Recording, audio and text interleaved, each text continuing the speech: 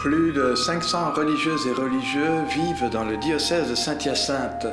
Près de 150 d'entre eux se sont retrouvés le 1er février pour vivre ensemble la journée diocésaine de la vie consacrée et saisir mieux encore la dimension prophétique de la vocation religieuse.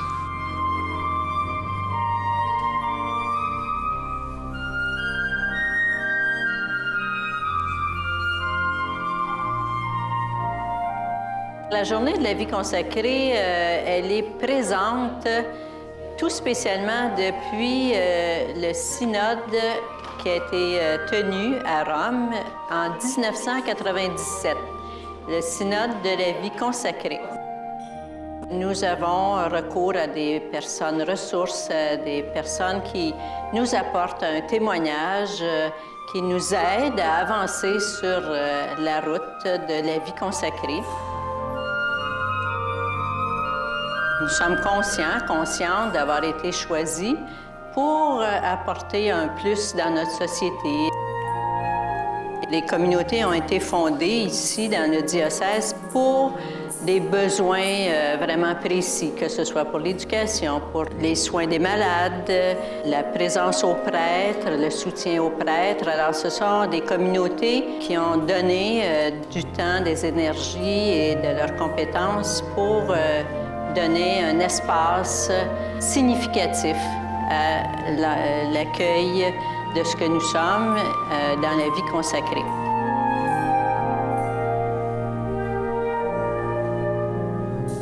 Être prophète, c'est de donner de l'espérance et notre monde a tant besoin d'espérance actuellement. L'espérance, c'est ce qui invite à avancer, à donner un plus à toute dimension humaine.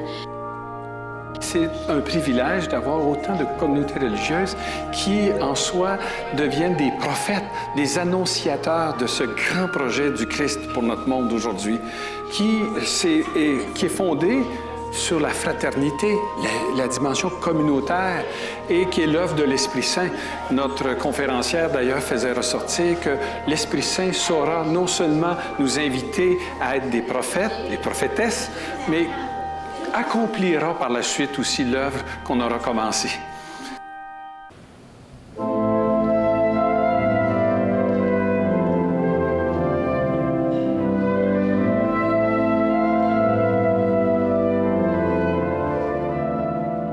Le charisme de vos fondateurs et de vos fondatrices s'est dévoilé au fur et à mesure des générations. Celles qui vous précèdent et celles qui vous suivront. Leur charisme, ne l'oubliez jamais, fait partie de l'ADN de l'Église de Saint-Hyacinthe.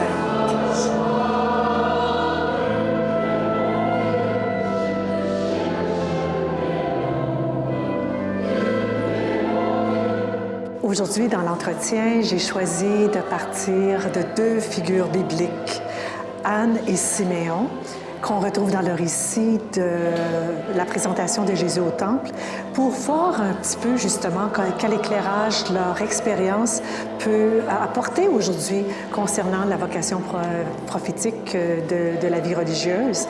Je pense qu'un des éléments qui est important, c'est probablement d'être capable de tenir bon dans l'espérance. Ça m'apparaît à la fois une attitude, mais une manière d'être aussi, qui fait en sorte qu'à l'image de Anne et de Siméon, jusqu'à l'aube du grand âge, ce sont des personnes qui étaient en attente. Donc, tenir bon dans l'espérance, c'est un peu l'expérience de vie de ces deux prophètes. Et l'autre élément, je dirais, à la lumière du récit, c'est de recevoir en toute grâce.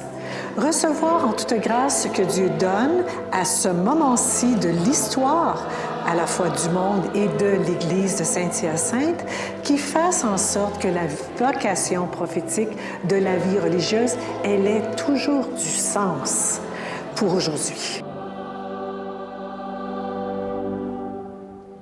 Regardez la vitalité des personnes âgées dans les différentes communautés religieuses, quand la santé est au rendez-vous. Ce sont des hommes et des femmes qui sont impliqués, ils peuvent avoir 90 ans, 92 ans, 95 ans. Regardez Benoît Lacroix, je ne peux pas ne pas parler des Dominicains, 101 ans. 101 ans. Alors, et je sais aussi qu'il y avait un père jésuite qui s'est rendu à 100 ans, et ces personnes-là continuaient dans la prédication. Mais c'est comme si la vie communautaire des vies religieuses permettait de rêver, que ces personnes âgées-là puissent rêver, je dirais, rêver qu'ils ont encore de l'avenir et qu'elles servent à quelque chose. Moi, ça m'interpelle beaucoup. Ça m'interpelle beaucoup. L'Esprit Saint, dans le moment présent, nous croyons en la personne de l'Esprit Saint présente avec nous. Et c'est tellement réconfortant de savoir que l'Esprit Saint nous précède. Nous précède. Et ça fait du bien quand tu prépares un entretien. Mais savez-vous ce qui fait encore plus de bien? C'est qu'il nous suit. Il vient après nous. Qu'est-ce que j'essaie de dire? C'est lui qui finit la job. C'est l'Esprit qui vient après, comme pour terminer en beauté ce que vous avez vécu toute votre vie. Et ça donne du sens. Parce que des fois, on a l'impression qu'on a manqué notre coup. On a l'impression que, voici qu'on s'en va. C'est quoi notre avenir? Tout le monde est préoccupé. Je le sais, je le sens, je l'entends. Mais l'Esprit qui nous réconforte en disant « Mourez en paix et en joie, je vais finir la job. » Merci infiniment.